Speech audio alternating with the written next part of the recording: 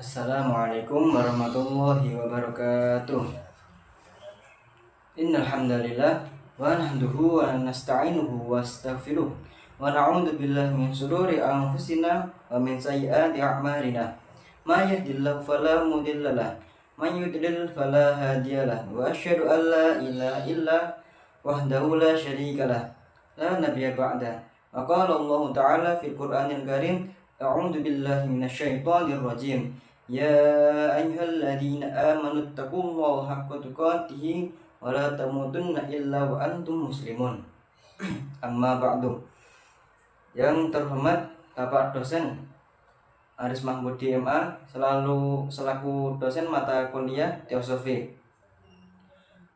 Pertama-tama yang paling utama yang harus diutamakan, marilah kita panjatkan puja dan puji syukur atas kehadirat Allah Subhanahu wa taala yang telah menciptakan Adam tanpa orang tuanya, yang menciptakan Isa tanpa bapaknya, yang menciptakan langit tanpa tiang, yang menciptakan planet-planet yang bergelantungan, dan yang telah menciptakan kita sebagai manusia walaupun hanya setetes air nutfah, dan yang telah memberikan kepada kita nikmat yang tak akan bisa dihitung, nikmat yang tak bisa dihitung walaupun oleh tukang cukur, tukang bubur, dan tukang sayur. Dan tak lupa kita panjatkan puja dan puji syukur kita kepada junjungan kita, yaitu Nabi Muhammad, Nabi Agung Nabi Muhammad Shallallahu Alaihi Wasallam. Perkenalkan, nama saya Muhammad Faizur Rahman, NIM 25011110242. Di sini saya akan menjelaskan kitab Ummul Barohin dari halaman 28 sampai 33. Yang pertama yaitu ada Aqidah Nabawiyah atau sifat Rasul. Wa ammar rusul alaihi wassalatu wassalam fajibu fil haqqihim as-sidqu wa amanatu wa tablighu ma umiru bi tablighi lil khalqi wa yastahilu fi haqqihim alaihi wassalatu wassalam an addadu hadhihi sifati wa hiya kadibu wal khiyanatu bi fi'li syai'in mimma nuhu anhu nahya tahrimin aw karahatin wa kitman nusyai'in mimma umiru bitablighi lil khalqi wa yajuzu fi haqqihim alaihi wassalatu wassalam ma huwa minal a'radi minal a'radi basyariyatil lati la tuaddi ila naqsin fi maratibihum aliyah kal maradi wa nahwihi. Yang artinya, adapun para rasul, semoga sholawat dan salam atas mereka, maka wajib bagi mereka memiliki sifat kejujuran atau asidqi, amanah atau al-amanah, dan menyampaikan atau tabligh menyampaikan apa yang diperintahkan kepada mereka untuk disampaikan kepada makhluk. Mustahil bagi mereka memiliki sifat kebalikan dari sifat-sifat tersebut, seperti dusta atau al-kadhib atau khianat al-khianah dengan melakukan sesuatu yang dilarang, baik dalam bentuk larangan haram maupun makruh, dan menyembunyikan atau al-kitman sesuatu yang diperintahkan untuk disampaikan kepada makhluk. Diperbolehkan bagi mereka untuk memiliki sifat-sifat manusiawi yang tidak mengurangi derajat mereka yang tinggi, seperti sakit atau semisalnya. Nah, penjelasannya, Islam menekankan pentingnya integritas para rasul dalam menyampaikan risalah kepada umat manusia dan menegaskan kemaksuman mereka dari sifat-sifat buruk. Oleh sebab itu, mereka dipastikan memiliki sifat-sifat utama yang dalam Islam terbagi menjadi 3 kategori, yaitu sifat wajib, sifat mustahil, dan sifat jaiz. Namun, sebelum membahas sifat-sifat ini, kita sampaikan terlebih dahulu mengenai definisi rasul, jumlah rasul yang wajib diketahui, serta tentang pengurusan rasul dalam perspektif teologis. Nah, Yang pertama yaitu ada pengertian Rasul. Rasul adalah manusia pilihan yang diutus oleh Allah dengan tugas menyampaikan wahyu kepada umat manusia. Rasul terkadang diberi keistimewaan dengan membawa kitab atau syariat baru atau menggantikan sebagian hukum-hukum dari syariat sebelumnya. Sedangkan Nabi adalah seorang yang menerima wahyu dari Allah tetapi tidak ditugaskan untuk menyampaikan risalah baru kepada umat manusia. Nabi biasanya diutus untuk melanjutkan syariat yang sudah ada dan membimbing masyarakat agar tetap mengikuti ajaran Rasul sebelumnya. Jadi perbedaan utama antara Nabi dan Rasul terletak pada tugas yang diberikannya. Setiap Rasul pasti Nabi, dan setiap Nabi belum tentu itu Rasul. Nah, yang kedua yaitu jumlah Rasul yang wajib diketahui. Nah, jumlah Rasul itu wajib diketahui. Jumlah Nabi dan Rasul yang diutus oleh Allah itu sangat banyak.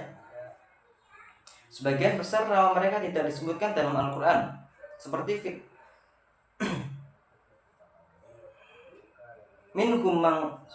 di dalam firman ini, minhum man khususna alaika wa minhum man lam nakhusus alaik.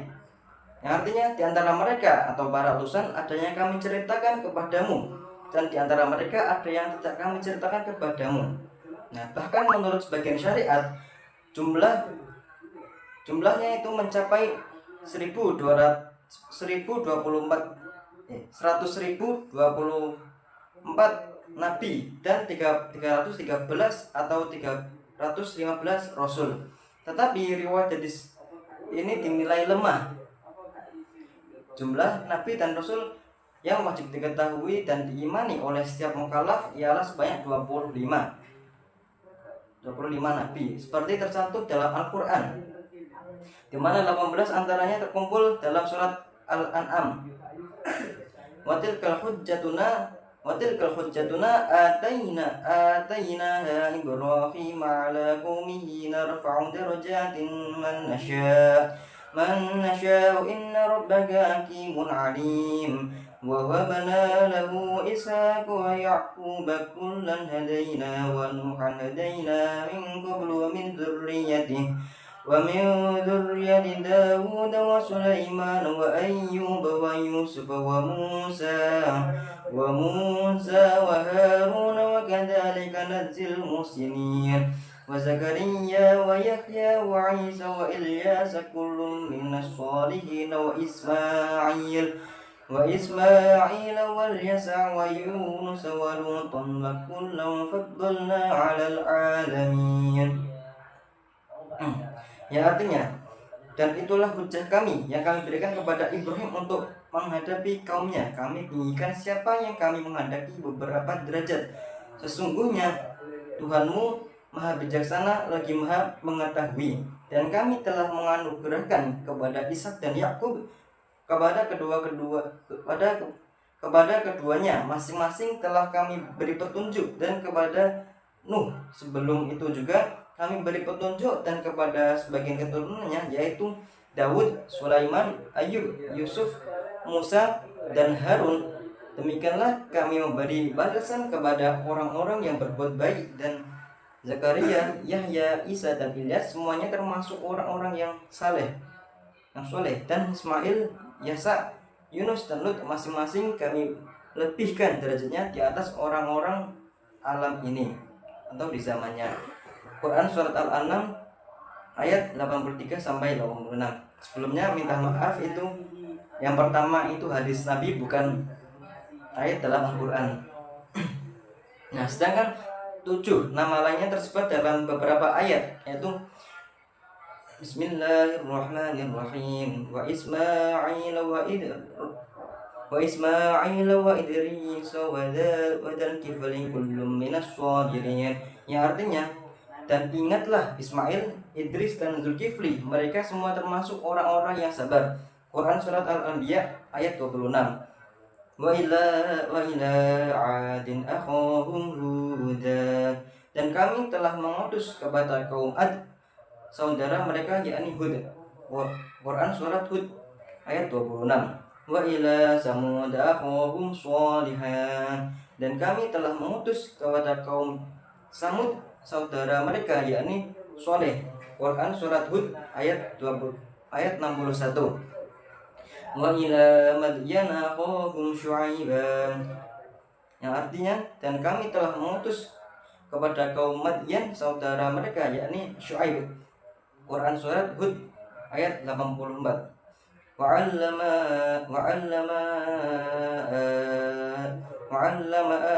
Adam al-asma'a kullaha.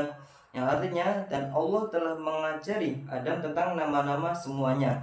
Quran surat Al-Baqarah ayat 31. Muhammadur Rasulullah. Muhammad adalah utusan Allah. Quran surat Al-Fat ayat 29.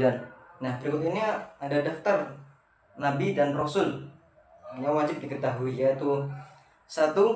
Nabi Adam, 2. Nabi Idris, 3. Nabi Nuh, 4. Nabi Hud, yang 5. Nabi Soleh, yang 6. Nabi Ibrahim, yang ke-7 Nabi Lut, 8. Nabi Ismail, yang ke-9 Nabi Ishak, yang ke-10 Nabi Yakub, yang ke-11 Nabi Yusuf, yang ke-12 Nabi Syu'aib, yang ke-13 Nabi Ayub, yang ke-14 Nabi Zulkifli, yang ke-15 Nabi Musa, yang ke-16 Nabi Harun, nomor 17 yaitu Nabi Daud, 18 Nabi Sulaiman, nomor 19 yaitu Nabi Ilyas, nomor 20 ada Nabi Yasa, 21 yaitu ada Nabi Yunus, 22 ada Nabi Zakaria, 23 ada Nabi Yahya, dan nomor 24 ada Nabi Isa, dan nomor 25 ada Nabi kita yaitu Nabi Muhammad SAW.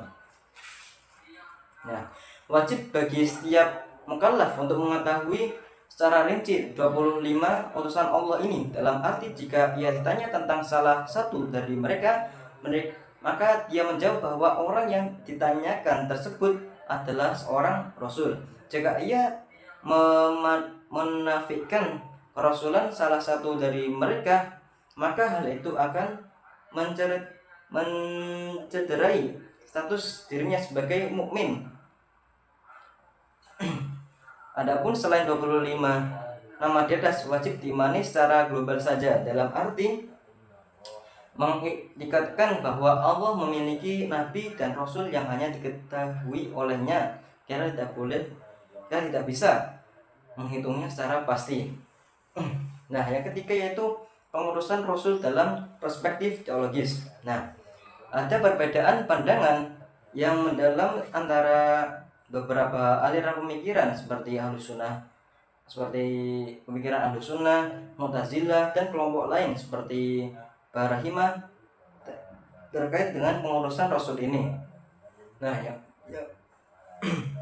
yang pertama itu ada pandangan dari Ahlus Sunnah. Nah, Ahlus Sunnah itu meyakini bahwa pengurusan rasul adalah jaiz bagi Allah, bukan wajib, karena pengurusan rasul adalah bagian dari perbuatan Allah. Dalam teologi Ahlus Sunnah, segala perbuatan Allah dilakukan berdasarkan kehendaknya yang mutlak. Allah tidak diwajibkan untuk melakukan atau tidak melakukan sesuatu. Segala tindakannya terjadi karena kehendaknya sendiri, bukan karena ada sesuatu di luar dirinya yang memaksakan untuk mengharuskannya. Yang kedua yaitu ada pandangan dari golongan Mu'tazilah. Nah, di sisi lain, Mu'tazilah adalah kelompok yang sangat mementingkan akal dalam memahami agama. Mereka memiliki prinsip-prinsip yang disebut al-salah wa al-aslah, atau yang artinya kebaikan dan yang terbaik, yang menyatakan bahwa Allah wajib melakukan yang terbaik bagi makhluknya. Berdasarkan prinsip ini, mereka menyatakan bahwa pengurusan Rasul adalah wajib karena hal itu merupakan bentuk kebaikan terbesar bagi manusia. Menurut Mu'tazilah, Allah Allah harus mempertimbangkan apa yang paling baik dan bermanfaat bagi makhluknya. Karena manusia membutuhkan bimbingan untuk mencapai keselamatan di dunia maupun akhirat, maka Allah wajib mengutus Rasul dan memberikan panduan. Mu'tazilah juga percaya bahwa keadilan Allah mengharuskannya untuk memberikan jalan yang jelas kepada manusia agar mereka tidak tersesat dan bisa membedakan antara yang baik dan buruk.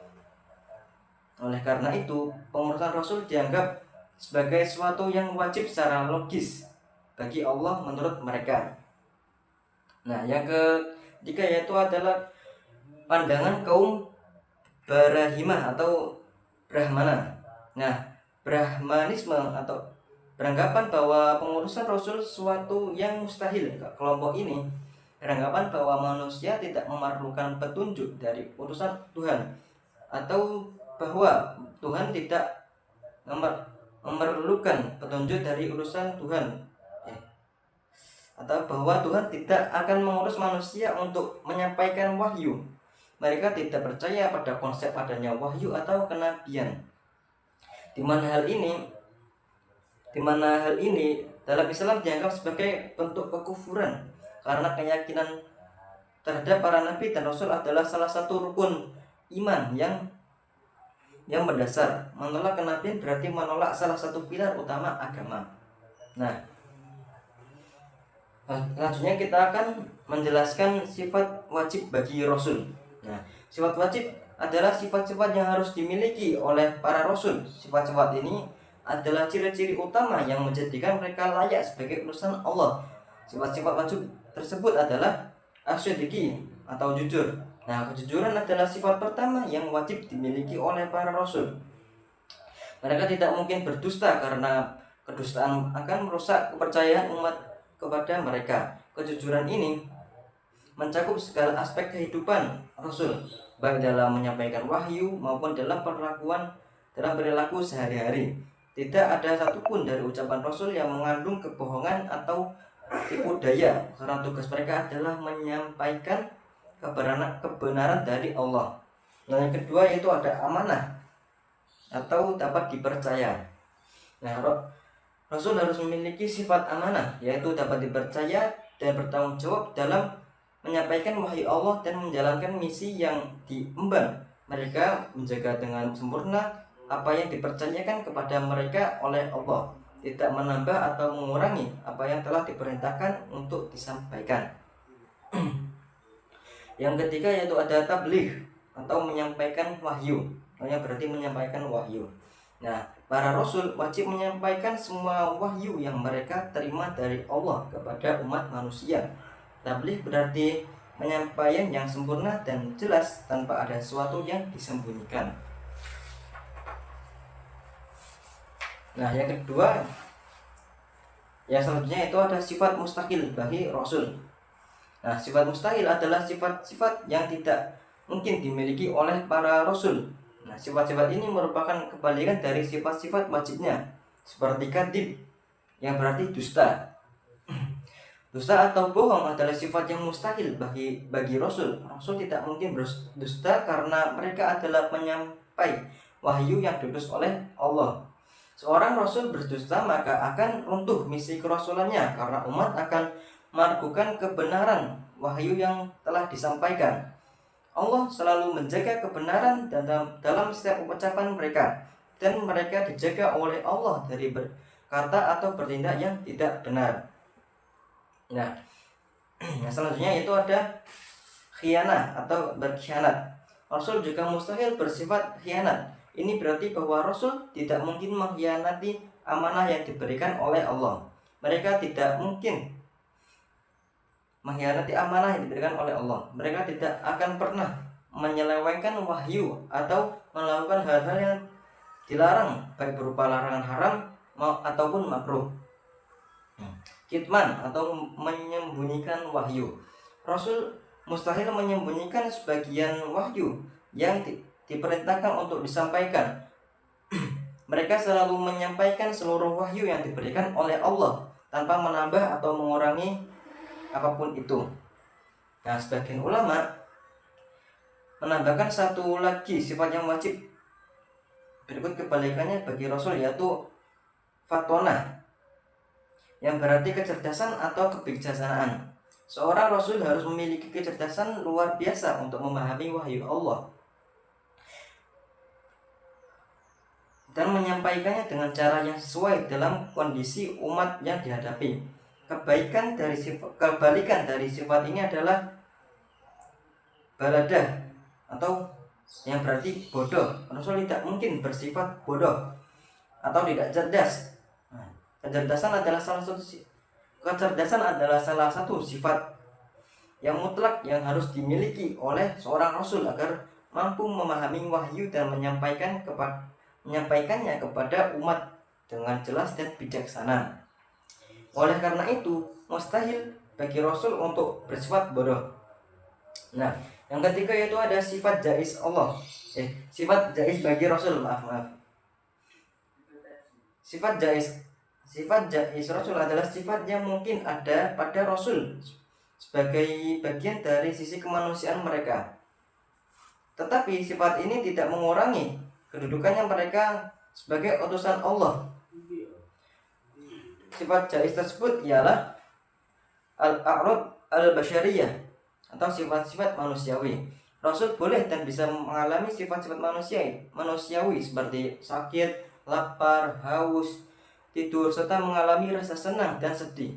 Ini menunjukkan bahwa meskipun mereka adalah utusan Allah yang berkedudukan tinggi, mereka tetaplah manusia yang bisa mengalami keadaan-keadaan tersebut. Allah memberikan sifat-sifat manusia kepada para Rasul sebagai bagian dari fitrah mereka sebagai manusia, dan tidak mengurangi keanggunan mereka sebagai manusia, dan tidak mengurangi keanggunan dan kedudukan mereka sebagai manusia pilihan Allah. Nabi Muhammad SAW mengalami rasa sakit sebelum wafatnya. Begitu pula dengan Nabi Ayub alaihissalam juga mengalami penyakit, atau Nabi Yakub alaihissalam yang merasa sedih saat dipisahkan dengan putra tercintanya.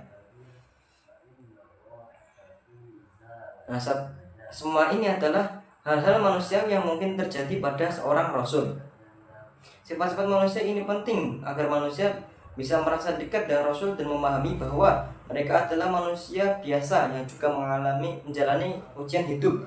Rasul adalah contoh nyata bagi umat tentang bagaimana menjalani kehidupan yang baik sesuai dengan tuntunan Allah, tetap menghadapi tantangan kehidupan sehari-hari. Namun, meskipun mereka memiliki sifat-sifat manusiawi, para Rasul tetap dijaga oleh Allah dari melakukan dosa besar maupun dosa kecil yang menunjukkan kehinaan. Rasul tetap menjaga dari melakukan kesalahan dalam menjalankan tugas kenabian dan dalam menyampaikan risalah. Nah, kesimpulannya dari semua itu adalah Rasul adalah manusia pilihan yang memiliki kesempurnaan dalam menjalankan amanah Allah, sambil tetap memiliki sifat-sifat manusiawi yang tidak mengurangi kemuliaan mereka. Sifat-sifat wajib dan mustahil bagi mereka juga menjaga integritas wahyu dan misi kerasulan, sehingga umat tidak tersesat atau menerima ajaran yang salah. Yang selanjutnya yaitu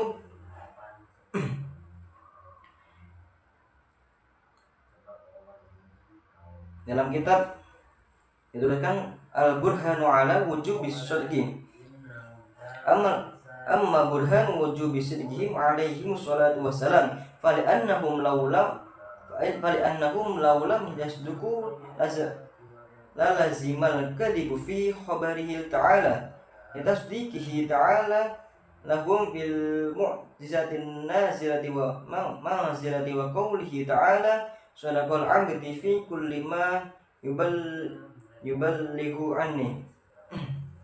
Yang artinya adapun dalil dalil sifat sidik. Adapun dalil tentang wajibnya kebenaran para Rasul alaihissalatu wassalam, karena jika mereka tidak benar maka kebohongan akan ada dalam pemberitaan Allah Ta'ala, sebab Allah telah membenarkan mereka melalui mukjizat yang berada pada kedudukan seperti firman-Nya, hambaku benar dalam segala yang disampaikan dariku. Nah, penjelasannya Dasar bahwa para rasul itu selalu berkata benar adalah karena Allah telah memberikan mukjizat kepada para rasul sebagai bukti kebenaran mereka. Mukjizat tersebut menjadi tanda atau bukti yang menunjukkan bahwa segala yang disampaikan oleh para rasul adalah benar dan berasal dari Allah. Jika para rasul menyampaikan sesuatu yang tidak benar, itu berarti kebohongan. Itu berarti secara tidak langsung itu mengindikasikan bahwa Allah mendukung kebohongan karena Allah telah memberikan mukjizat sebagai tanda kebenaran para rasul. Namun karena Allah Maha benar dan tidak mungkin mendukung kebohongan, maka ini menjadi bukti bahwa para rasul juga pasti selalu berkata benar. Dengan memberikan mukjizat kepada mereka, seakan-akan Allah berkata, "Benar hambaku Rasul dalam segala hal yang disampaikan dariku."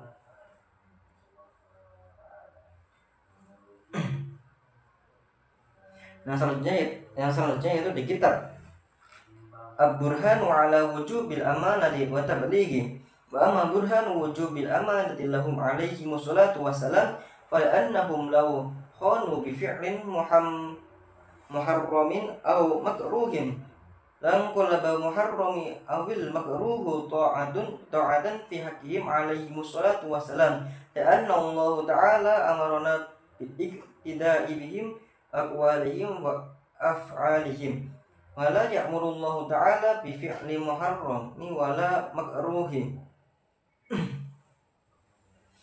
Yang artinya adapun dalil kewajiban, dalil sifat amanah dan tabligh.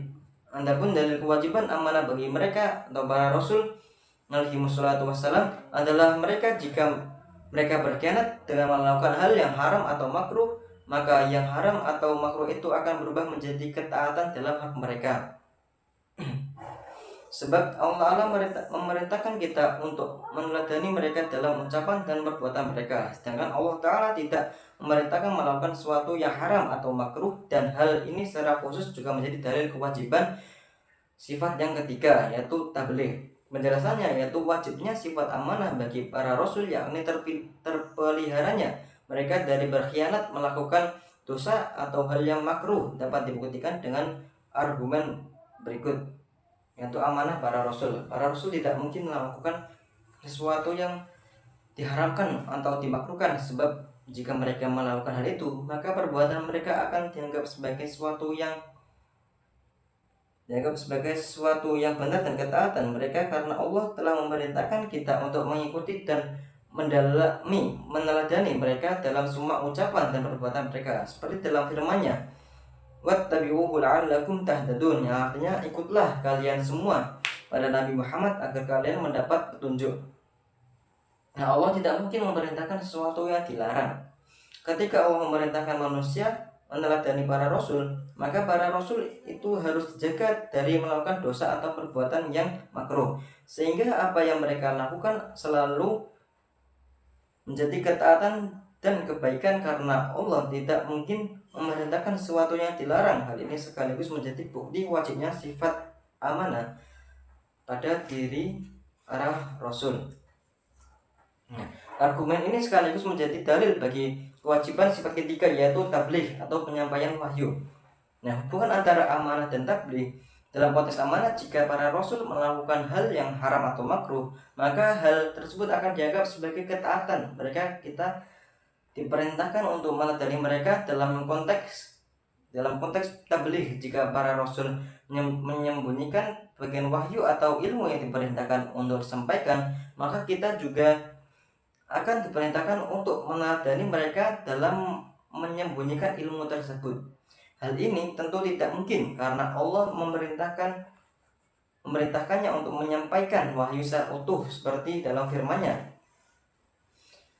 yang berbunyi, ya ayyuhar rasulu bismillahirrahmanirrahim, ya ayyuhar rasulu balligh ma unzila ilaika mir rabbika wa illam taf'al fama ballaghta risalatah.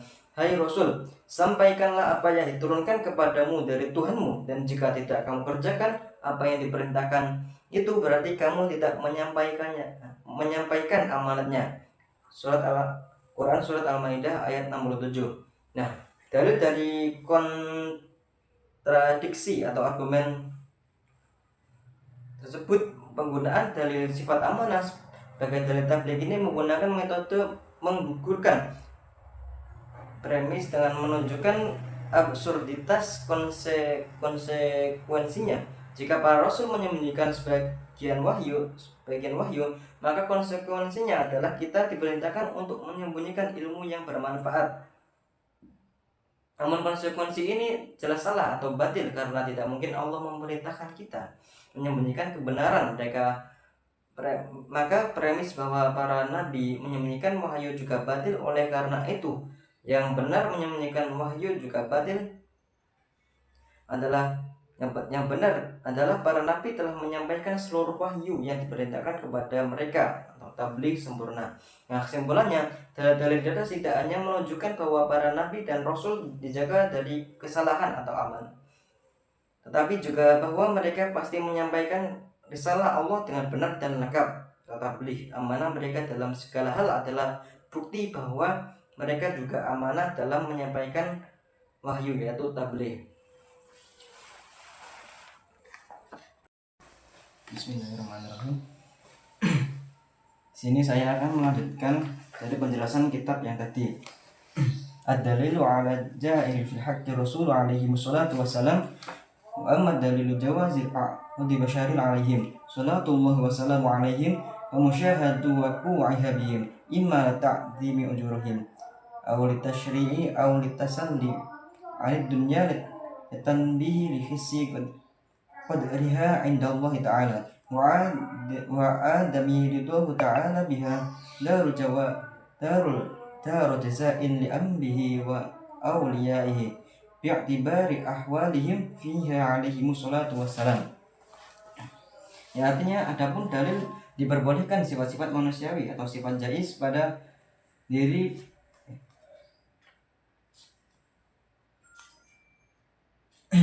Adapun dalil diperbolehkannya sifat-sifat manusiawi atau sifat jaiz pada diri pada para rasul adalah karena kita dapat menyaksikan terjadinya sifat-sifat tersebut pada mereka. Ada kalanya untuk memperbesar pahala mereka atau untuk menjadi dasar hukum atau syariat. Nah, ataupun untuk menjauhkan mereka dari kecintaan terhadap dunia, atau untuk memberi peringatan tentang rendahnya kedudukan dunia di sisi Allah Ta'ala, serta bahwa Allah tidak meridhoinya sebagai tempat balasan bagi para nabi dan walinya berdasarkan keadaan mereka di dunia. Dan semoga sholawat dan salam terimakan kepada mereka. Nah, penjelasannya, para nabi dan rasul meskipun mereka memiliki kedudukan yang sangat tinggi dan diutus oleh Allah, tetap mengalami sifat-sifat manusiawi seperti rasa sakit, lapar, haus, dan sebagainya. Ini bukanlah sesuatu yang bertentangan dengan kemuliaan mereka. Ada beberapa alasan yang menjelaskan mengapa Allah mengizinkan hal ini terjadi pada mereka, yaitu untuk memperbesar pahala dan untuk menetapkan hukum syariat dan untuk menghindari ketergantungan pada dunia dan sebagai peringatan tentang rendahnya nilai dunia. Nah, kesimpulannya, meskipun para nabi dan rasul adalah manusia pilihan, mereka tetap mengalami sifat-sifat manusiawi sebagai bagian dari hikmah dan ujian dari Allah yang pada akhirnya meningkatkan kedudukan mereka di sisi Allah serta memberikan pelajaran penting bagi manusia. Yang selanjutnya yaitu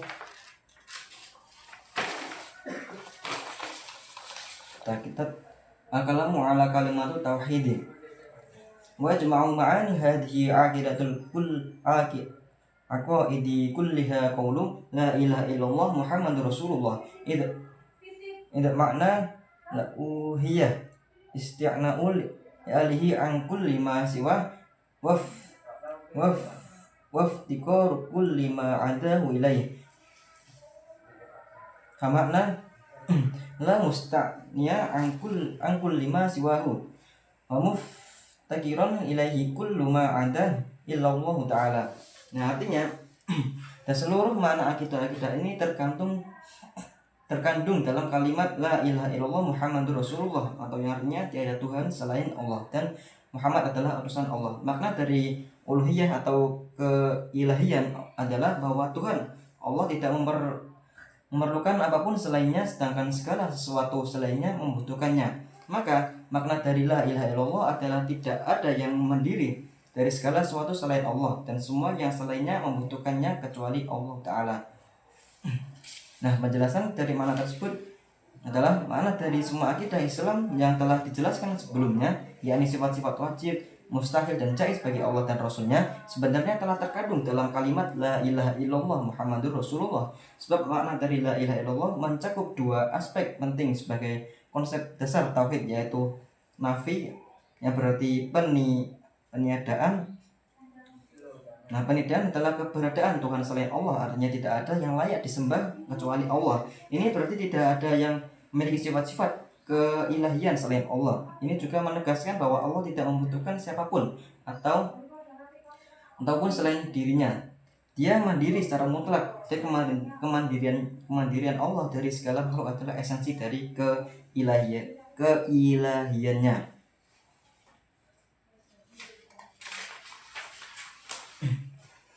Nah, yang kedua yaitu isbat atau penetapan bahwa hanya Allah satu-satunya yang memiliki sifat-sifat ketuhanan yang mendiri secara absolut, dan segala sesuatu selainnya tergantung padanya. Nah, selanjutnya itu ada makna istighna. Dalam kitab tertulis ma yalzamu 'anil istighna'ihi ta'ala an kulli ma siwa amma istighna'u jalla wa 'azza an kulli ma siwa fa huwa yujibu lahu ta'ala al-wujuda wal qidama wal baqa'an wal muhalafatu lil hawaditsi wal qiyamu bin nafsi wa tanazzalu wa tanazzuhu 'anil aqaisin wa yadkhulu fi dzalik wa wujubus sam'ilahu ta'ala wa basar wal kalam idlahu lam tajib lahu ta'ala hadhihi sifatu laka nal muhtaja ilal muhdisin awil mahalli aw man yadfa'u anhu aqais wa yu'khadhu minhu tanazzuhu ta'ala 'anil a'radi fil af'ali wal ahkami wa illa lazima tikaruhu illa ma yuhassiluhu muradahu kaifa huwa jalla wa azza wa jalla an kulli ma siwa.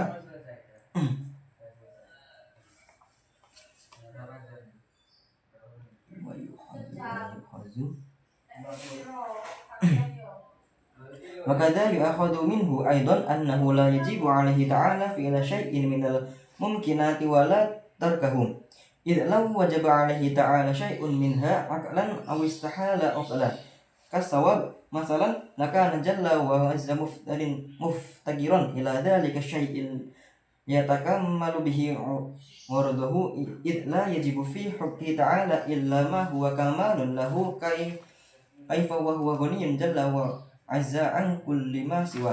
Ya, artinya adapun sifat tidak bergantungnya Allah Ta'ala terhadap segala sesuatu selainnya, hal ini mewajibkan baginya adanya wujud sifat qidam atau tidak ada permulaan, sifat baqa atau kekekalan, berbeda dengan dari segala yang baru atau makhluk, berdiri dengan zatnya sendiri dan kesucian dari segala kekurangan.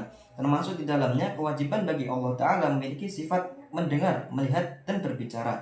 Karena sifat-sifat ini tidak wajib baginya, maka dia akan membutuhkan pencipta atau yang membuatnya, atau tempat atau sesuatu yang menolak darinya kekurangan.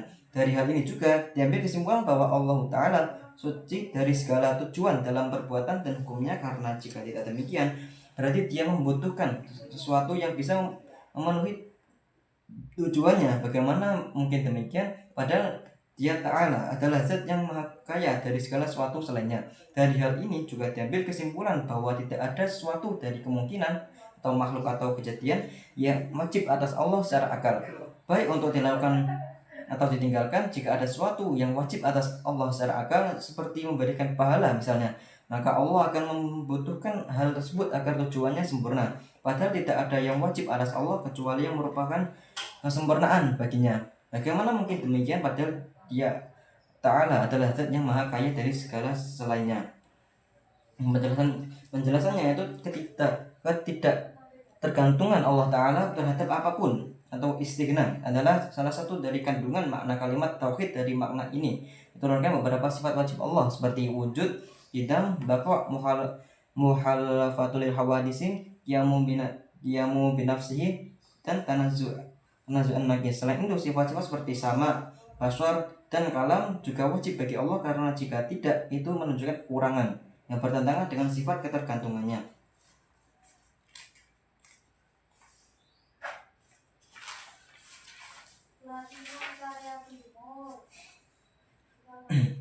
Dari makna istighna ini juga diambil kesimpulan bahwa segala perbuatan Allah Ta'ala tidak didorong oleh tujuan-tujuan yang sifatnya membutuhkan. Allah adalah Maha Kaya dan tidak membutuhkan apapun dari makhluk.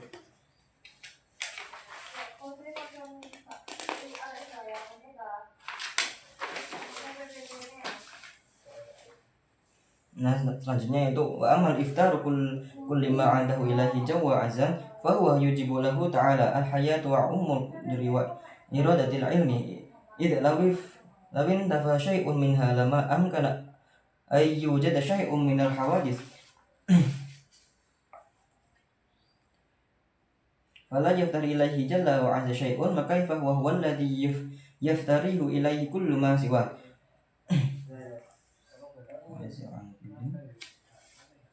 yujibul ta'ala aidan al-wahdaniyah idza law kana ma'ahu ta'ala thani fil uluhiyah lama taru alaihi syai'un yuzulu min azhima hina idin kaifa huwa alladhi yaftaru alaihi kullu ma siwa ta'ala ayuhadu minhu aidan huduzu alamul bi asrihi idza law kana syai'un minhu qadiman lakana dhalika syai'un mustaghniyan anhu ta'ala kaifa huwa jalla wa 'azza alladhi yujibu an ay yaftari ilayhi kullu ma siwa wa yu'khadhu minhu aidan alla ta'sira li syai'in minal kita ini fi asari ma wa ila lazim an yastaghniya dhalika atharu am maulana jalla wa azza kaifa huwa alladhi yaftaru ilayhi kullu ma siwa huwa umuman wa ala kulli hal hadha in qaddarta an syai'an minal kainati yu'assiru bi tab'ihi wa amma in qad huwa mu'assiru bi quwwatin ja'alahu Allah ta'ala fi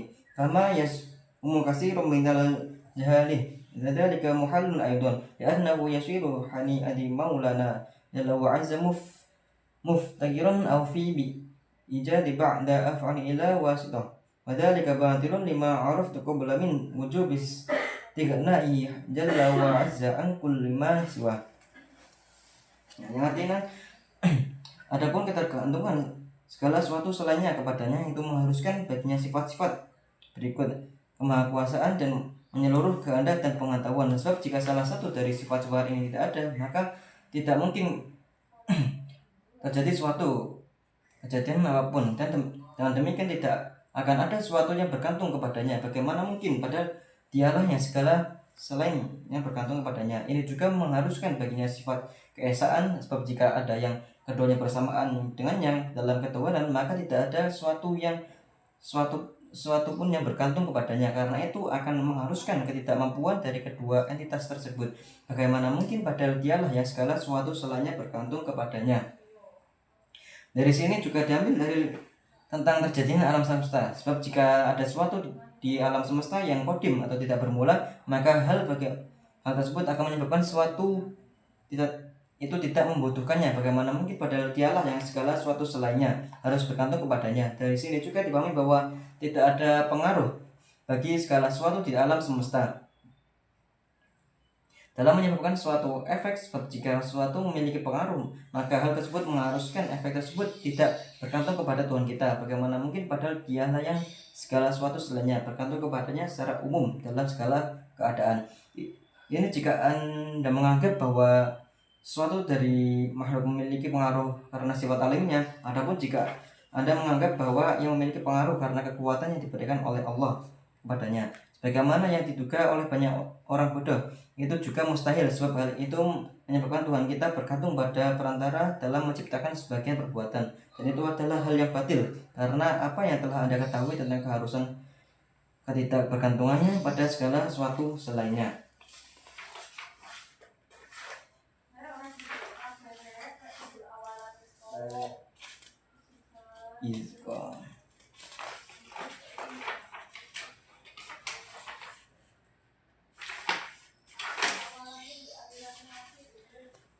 Maksudnya yaitu faqad bana laka atau menukau la ilaha illallah li'aqsami salasati allati yajibu 'alal mukallafi ma'rifatuha fi haqqi maulana jalla wa 'azza wa hiya ma yajibu fi haqqihi ta'ala wa ma yastahillu wa la yajuzu. Artinya telah jelas bagimu bahwa ungkapan la ilaha illallah mengandung 3 bagian yang wajib diketahui oleh seorang mukallaf terkait dengan Allah. 3 bagian tersebut adalah apa yang wajib baginya, apa yang mustahil baginya, dan apa yang mungkin baginya. Nah, penjelasannya, kalimat la ilaha illallah mengandung makna bahwa tidak ada Tuhan yang berhak disembah selain Allah, yang memiliki sifat-sifat wajib, bebas dari sifat-sifat mustahil, dan dapat melakukan segala sesuatu yang jaiz baginya.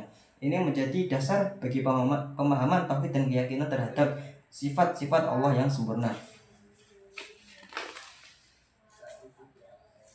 Maksudnya itu ma yalzamu min qaulina Muhammadur Rasulullah wa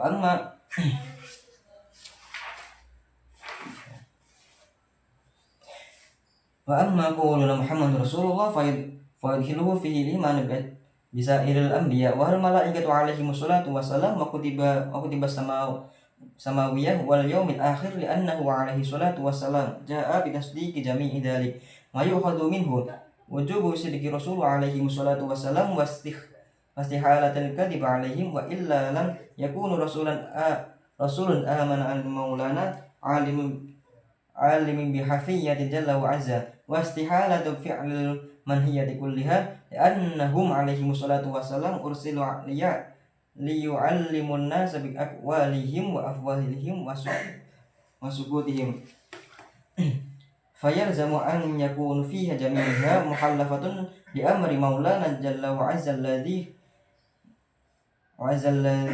tarahum ala jami'il khalqi wa aminhum ala sir wahyi wa yukhadu minhu aidan jawazu a'radi bashariyati alaihim alladhi la tuaddi illa naqsi fi maratibuhum allati alaihim salatu wassalam dzalika yaknahu fi risalati wa ulwi manzilatil 'inda Allah ta'ala bal dzalika mimma yazidu fiha. Artinya adapun pernyataan kita Muhammad adalah Rasul Allah, semoga Allah melimpahkan salawat dan salam kepadanya, maka termasuk di dalamnya adalah keimanan kepada seluruh nabi, malaikat, kitab-kitab samawi dan hari kiamat, karena beliau Nabi Muhammad SAW datang dengan membenarkan semua itu. Dan dari pernyataan ini kita mengambil kesimpulan bahwa wajib bagi para rasul untuk selalu belajar, selalu benar atau jujur, serta mustahil mereka berbohong, karena jika mereka berbohong maka mereka tidak akan menjadi rasul yang amanah untuk Tuhan kita yang maha mengetahui segala sesuatu yang tersembunyi, maha suci dan maha agung. Juga mustahil bagi para rasul untuk melakukan semua perbuatan yang terlarang, karena mereka diutus untuk mengajarkan manusia melalui ucapan, perbuatan, dan diam mereka. Oleh karena itu wajib bagi para rasul untuk tidak melakukan hal yang bertentangan dengan perintah Tuhan kita yang maha suci dan maha agung, yang telah memilih mereka di atas semua makhluknya dan mempercayai mereka dengan rahasia wahyunya. Dari pernyataan ini juga kita bisa memahami bahwa sah saja bagi para rasul mengalami gejala-gejala manusiawi seperti lapar, sakit, dan lain-lain, karena hal tersebut tidak merusak kenabian mereka, bahkan bisa meningkatkan kedudukan mereka di sisi Allah.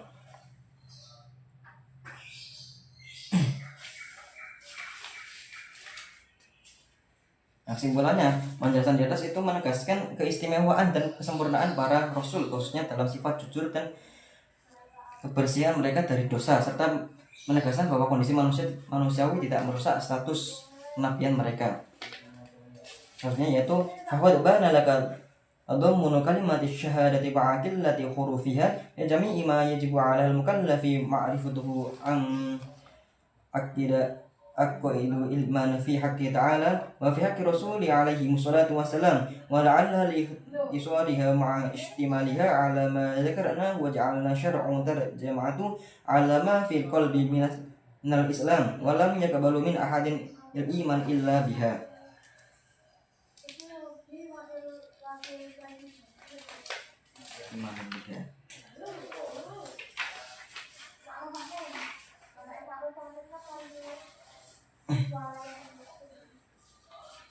Sungguh telah tampak bagimu bahwa 2 kalimat syahadat meskipun ringkas dalam jumlah hurufnya mencakup semua hal yang wajib diketahui oleh seorang mukallaf tentang akidah keimanan, baik baik mengenai hak Allah Ta'ala maupun hak para Rasulnya. Semoga sholawat dan salam terlimpah pada mereka. Mungkin karena ringkasnya dan sekaligus mengandung apa yang telah kami sebutkan, syariat menjadi dua kalimat ini sebagai terjemahan dari apa yang ada di dalam hati seorang dari keimanan Islam, dan tidak menerima iman seseorang kecuali dengannya. Oleh karena itu, bagi orang yang berakal hendaknya banyak mengucapkan dua kalimat syahadat sambil menghadirkan di dalam hatinya kandungan akidah keimanan yang ada di dalamnya, sehingga maknanya menyatu dengan daging dan darahnya. Maka sesungguhnya ia akan menyaksikan berbagai rahasia dan keajaiban yang tidak terhitung jumlahnya, insyaallah ta'ala. Nah, penjelasannya, betapa agung dan dalamnya makna yang terkandung dalam dua kalimat syahadat. Meskipun kalimat tersebut ringkas secara lahiriah, dua kalimat syahadat tidak hanya sebagai ucapan formalitas untuk masuk Islam, tetapi mencakup keseluruhan ajaran keimanan yang wajib diketahui oleh setiap muslim. Di sini mu'allif menekankan beberapa poin penting, yaitu kandungan keimanan dalam syahadat. Nah, dua kalimat syahadat yang berbunyi la ilaha illallah dan Muhammadur Rasulullah mencakup seluruh akidah keimanan.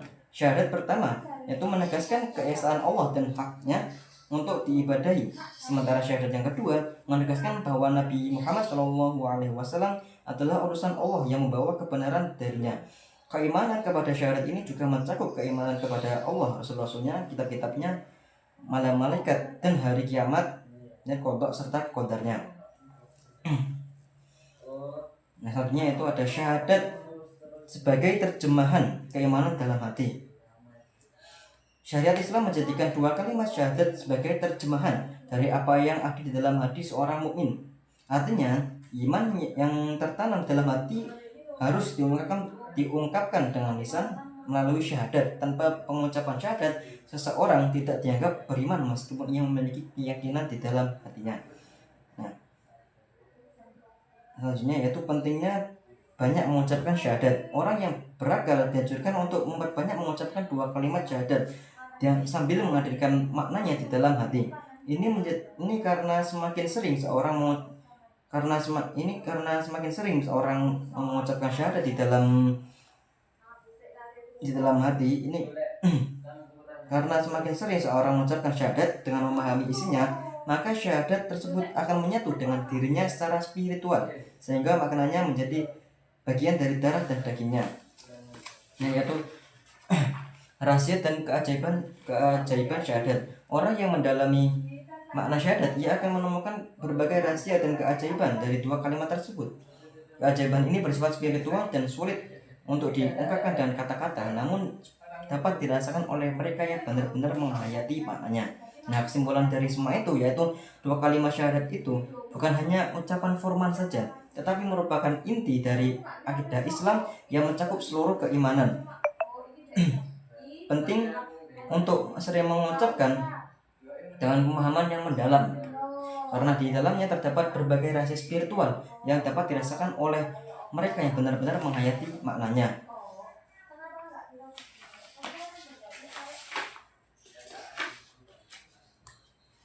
Ini yaitu salah.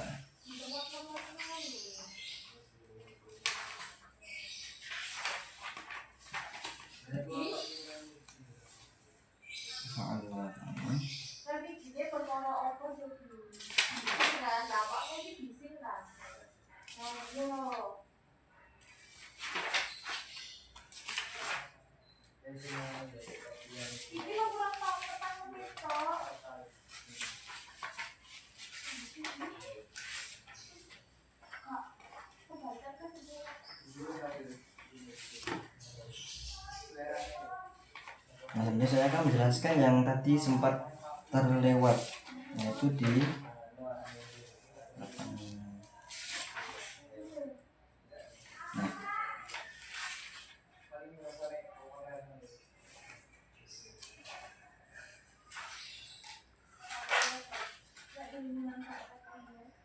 di sini.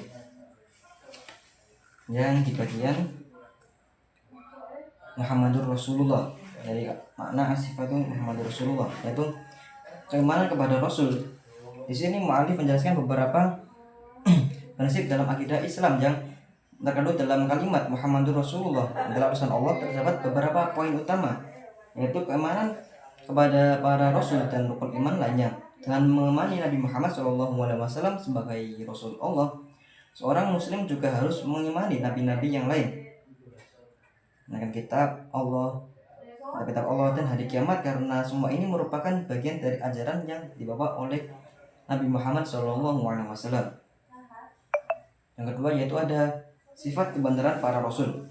Para rasul harus memiliki sifat jujur atau asidik, dan mustahil mereka berbohong, karena berbohong akan membatalkan misi kerasulan mereka. Rasul diutus untuk menyampaikan wahyu Allah, dan kebohongan akan membuat mereka tidak layak menjadi perantara wahyu.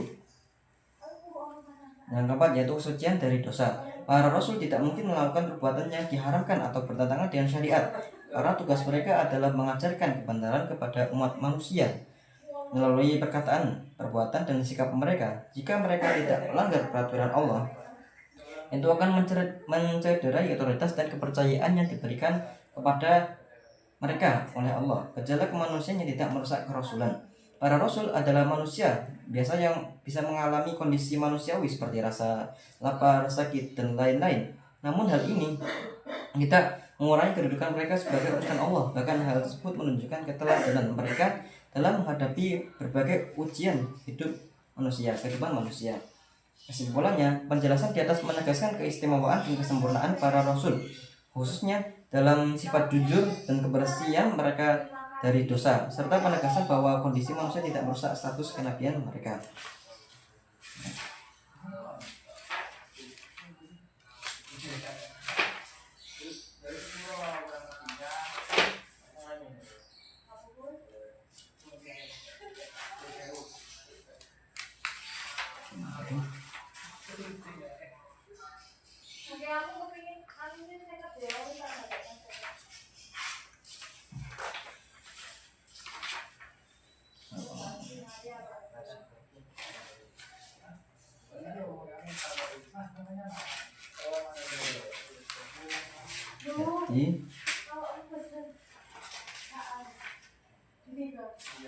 Ini sepertinya ada ketinggalan pas penjelasan tentang mana iftikor atau semua makhluk bergantung kepada Allah. Nah, di sini saya akan menjelaskan yang mana iftikor. Nah, apa itu mana iftikor? Mana iftikor ialah semua yang ada selain Allah bergantung penuh kepadanya, karena seluruh makhluk bergantung kepada Allah. Hal ini menunjukkan bahwa Allah memiliki sifat-sifat berikut, yaitu hayat yang berarti hidup. Allah harus memiliki sifat hidup, karena tanpa sifat ini tidak mungkin ada sesuatu yang bisa wujud atau diciptakan. Yang kedua yaitu ada kudrah atau kuasa. Allah memiliki kekuasaan yang menyeluruh atau umum untuk menciptakan dan mengatur segala sesuatu di dalam semesta. Tanpa kekuasaan menciptakan dan mengatur segala sesuatu di dalam alam semesta, tanpa kekuasaan ini makhluk tidak akan pernah ada. Itu irodah. Yang ketiga yaitu irodah atau kehendak. Segala sesuatu yang terjadi di dalam alam semesta karena kehendaknya Allah. Allah menentukan apa yang terjadi dan bagaimana segala sesuatu diatur. Yang keempat ada ilmu, atau Allah Maha mengetahui segala sesuatu. Jika Allah tidak memiliki pengetahuan yang menyeluruh, maka mustahil baginya untuk menciptakan dan mengatur segala sesuatu dengan kesempurnaan. Dan wahdaniyah, terakhir esa. Jika ada dua Tuhan, maka salah satunya tidak akan mampu menciptakan sesuatu secara mandiri, yang berarti keduanya tidak sempurna. Intinya, jika salah satu dari sifat-sifat ini tidak ada pada Allah, maka makhluk tidak mungkin ada, karena penciptaannya dan pengaturan dalam alam semesta tidak akan terjadi. Jadi hal ini menunjukkan bahwa Allah adalah sumber dari segala sesuatu dan bergantung kepadanya. Ketergantungan makhluk kepada Allah ini juga menunjukkan beberapa hal, seperti kejadian di alam semesta. Nah, alam semesta pasti memiliki permulaan. Jika alam semesta sudah ada sejak awal, maka ia tidak akan membutuhkan Allah. Tapi kenyataannya alam semesta diciptakan dan membutuhkan Allah untuk eksistensinya. Maksudnya itu ada ketiadaan pengaruh mandiri makhluk. Nah, tidak ada makhluk atau kejadian yang bisa memberikan efek tanpa kehendak Allah. Jika ada yang percaya bahwa sesuatu bisa berpengaruh dengan sendirinya, maka itu berarti Allah bergantung pada sesuatu tersebut untuk mewujudkan kehendaknya yang jelas bertentangan dengan konsep ketauhidan. Kesimpulannya, dari poin-poin di atas, Allah adalah salah satu wujud yang mandiri dan tidak memerlukan apapun, sementara makhluk bergantung penuh kepadanya. Dalam setiap aspek kehidupan dan esensi, tidak ada makhluk yang memiliki kekuatan kekuatan atau pengaruh mandiri, karena Allah adalah sumber segala sesuatu dan hanya dengan izinnya segala sesuatu bisa terjadi.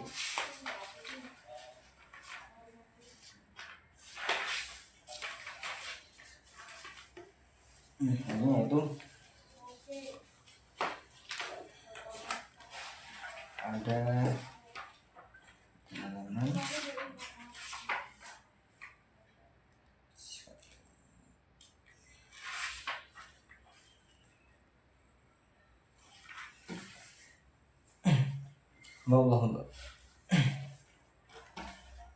Waballahi taufiq la rabbi ghairuh wala ma'budu siwahu nas'aluhu subhanahu wa ta'ala an yaj'alna wa ahibbana 'inda mautina bikina bi kalimati syahadati 'alimina biha wa sallallahu ala sayyidina Muhammadin kulli ma dzakaruhu dzakarun wa ghafala an dzikrihi ghafilun wa radiyallahu an ashabi rasulillahi ajma'in wa tabi'in lahum bi ihsani ila yaumiddin wassalamu ala mursalin walhamdulillahi rabbil alamin.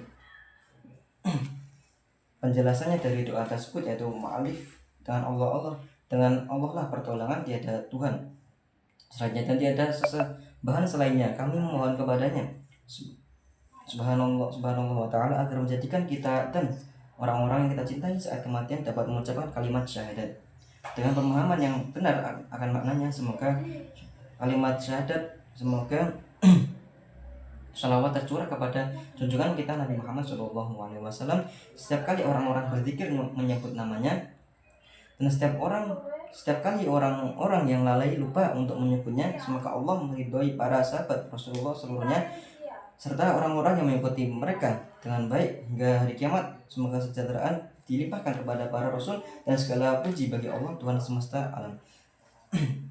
Penjelasannya, mu'allif menutup kitab ini dengan doa dan harapan, memohon kepada Allah agar kita dan orang-orang yang kita cintai dianugerahi kemampuan untuk mengucapkan syahadat di akhir hayat kita serta memahami maknanya dengan baik. Ini adalah doa yang sangat penting karena meninggal dalam keadaan yang mampu mengucapkan syahadat adalah salah satu tanda husnul khotimah atau akhir hidup yang bahagia. Semoga doa mu'alif dijabahi oleh Allah dan kita termasuk di dalam dirinya. Allahumma bikal aku matarik. Wassalamualaikum warahmatullahi wabarakatuh.